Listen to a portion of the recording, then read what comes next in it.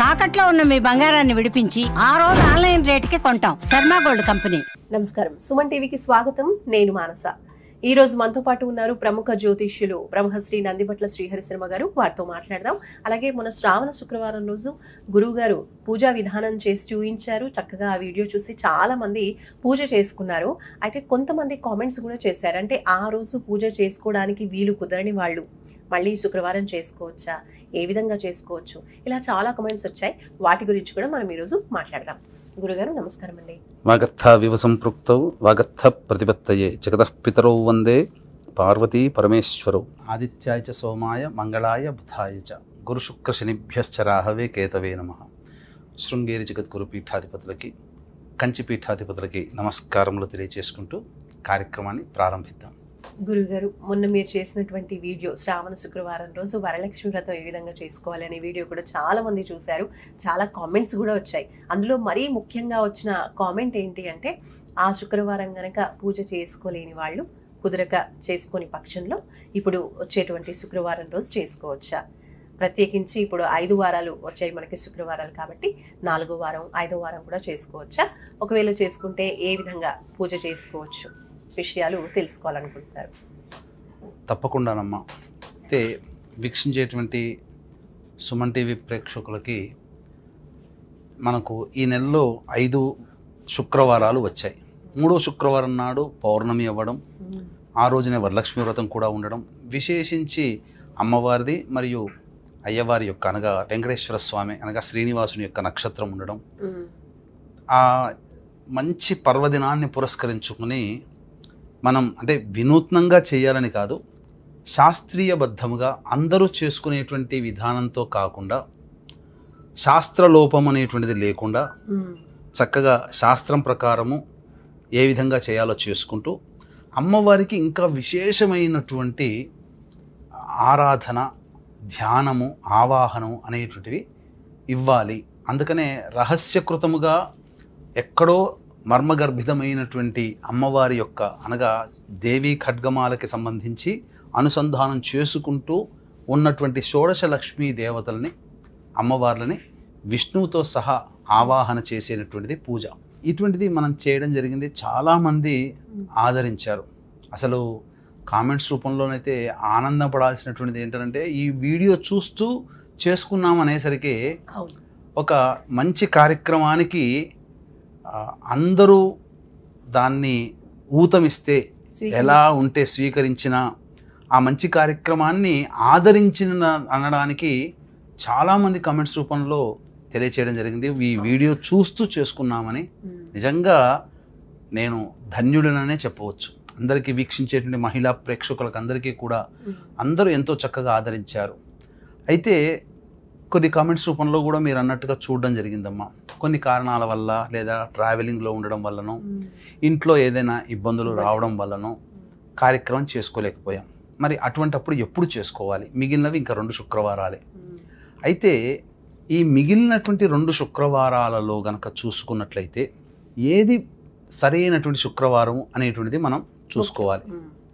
15వ తారీఖు రోజున శుక్రవారము, సప్తమి తిథి, చక్కగా నక్షత్రం కూడా మంచి కలిసినటువంటి నక్షత్రం కాబట్టి వీక్షించేటువంటి ప్రేక్షకులు అందరూ కూడా ఈ రాబోయే శుక్రవారం అనగా ఆగస్టు 15వ తారీఖు రోజున మాత్రమే చేసుకోవడానికి సమాయత్తం అవ్వండి. ఎందుకంటే ఆగస్టు 15 తర్వాత మళ్ళీ వచ్చే శుక్రవారం నాడు చేసుకుందాము అనంటే అప్పుడు ఏమవుతుంది? 22వ తారీఖు అవుతుందమ్మా. ఆశ్లేష నక్షత్రం ఉన్నది.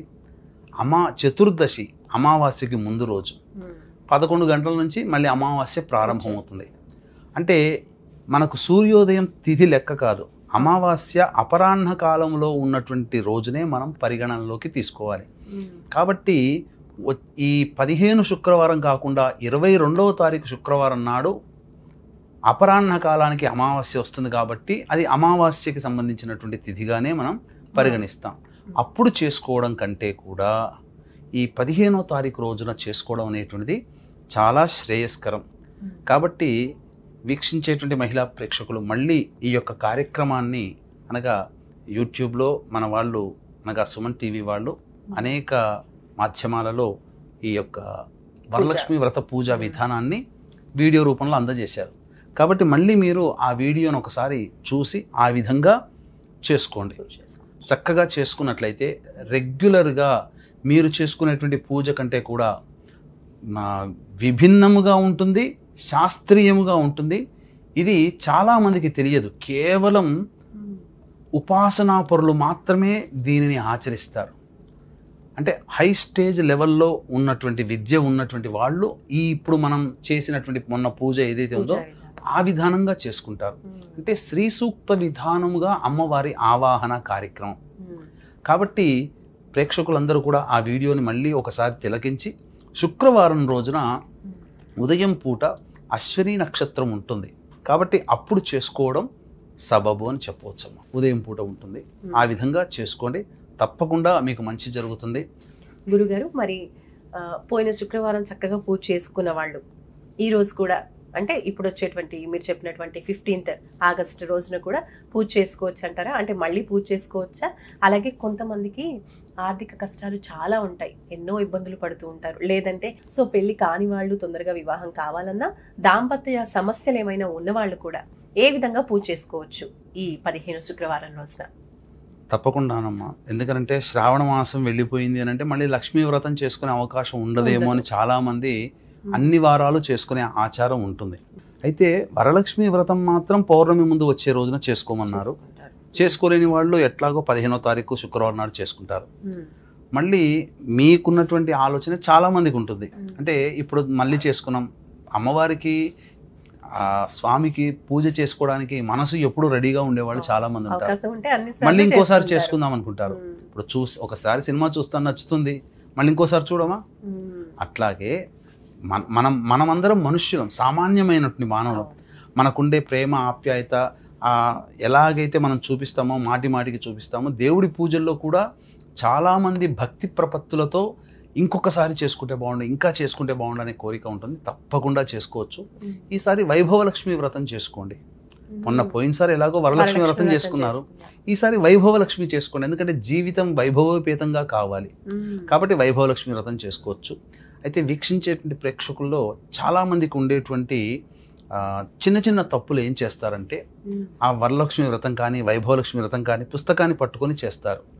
కానీ అక్కడ గణపతి పూజ అనేటువంటిది ఉండదు, కేవలం గణపతి ప్రార్థన ఉంటుంది. మనం వీడియోలో గణపతి పూజ ఏ విధంగా చేసుకోవాలో తెలియజేశాం.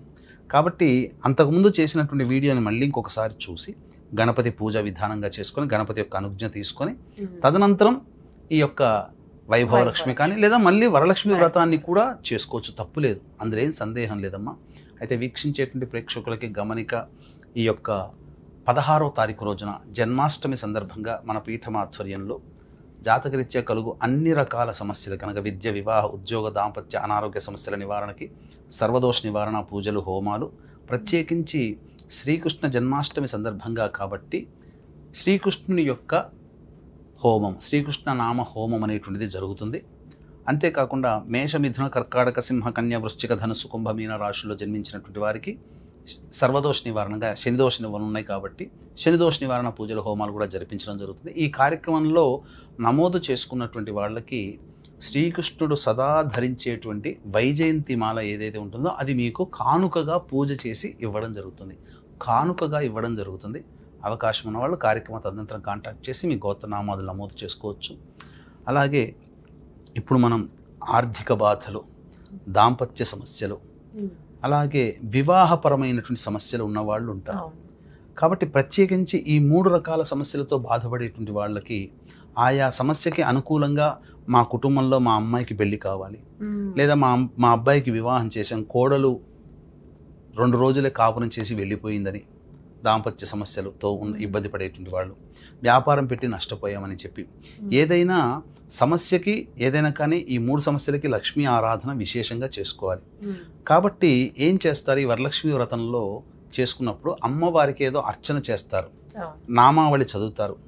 కాబట్టి ఆ విధంగా చేసుకోవడం, లేకపోతే మనకు సింపుల్గా చేసుకోవాలని అనుకున్నా చక్కగా లక్ష్మీ అమ్మవారి ఫోటోకి ఒక ఎర్రటి పూలమాల వేసి మారేడు దళములు తెచ్చుకొని ఆవునేతితో దీపారాధన చేసి గణపతి యొక్క ప్రార్థన చేసుకొని అప్పుడు లక్ష్మీ సహస్రనామ పారాయణం చేయాలి.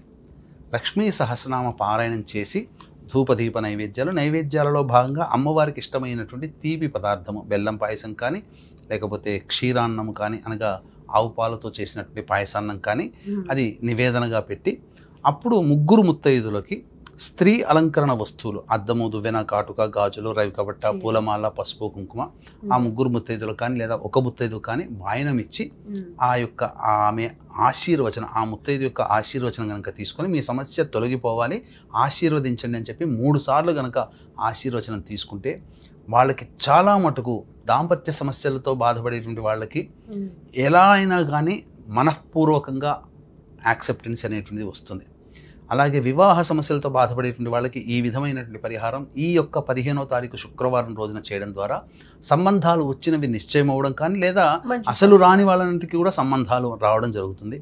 ఇక రాని బాకీలు ఆర్థిక బాధలు లోన్లు శాంక్షన్ కావాలనుకునేటువంటి వాళ్ళకి కొంత వెసులుబాటు దైవానుగ్రహం వల్ల కలుగుతుందని చెప్పవచ్చు.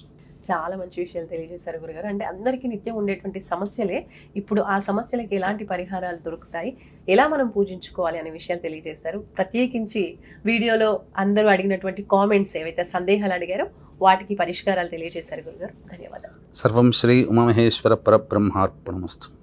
చూసారు కదండి, గురుగారు చెప్పినట్టుగా మీకు కూడా ఇటువంటి సమస్యలు ఏమైనా ఉంటే కనుక స్క్రీన్ పైన కనిపించిన నెంబర్స్కి కాల్ చేసి మీరు అపాయింట్మెంట్ ద్వారా మీ సమస్యలకి పరిష్కారం తెలుసుకోవచ్చు. చూస్తూనే ఉండండి సుమన్ టీవీ. నమస్కారం.